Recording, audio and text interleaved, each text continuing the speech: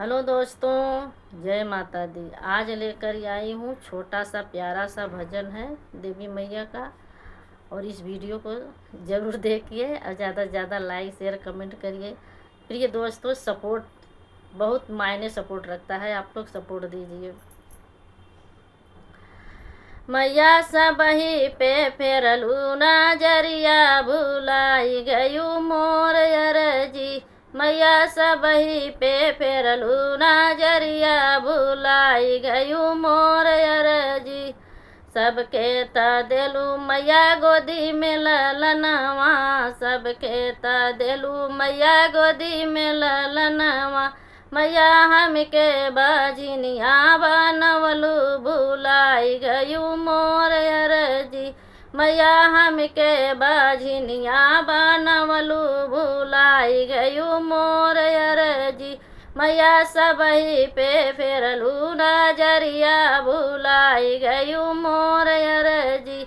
मैया सबही पे फेरलू नजरिया, भुलाई गयू मोर अरजी।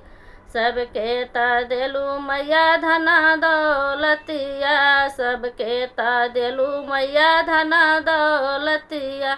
मैया हमके गरीबवा बनवलू, भुलाई गयू मोर अरजी।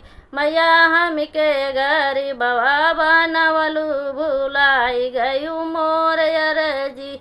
मैया सबही पे फेरलू नजरिया, भुलाई गयू मोर अरजी। मैया सबही पे फेरलू नजरिया, भुलाई गयू मोर अरजी। सबके ता देलू मैया महला दुई महला, सबके ता देलू मैया महला दुई महला।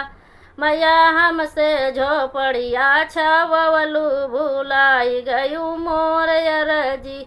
मैया हमसे झोपड़िया छवलू, भुलाई गयू मोर अरजी। मैया सबही पे फेरलू नजरिया, भुलाई गयू मोर अरजी। मैया सबही पे फेरलू नजरिया, भुलाई गयू मोर अरजी।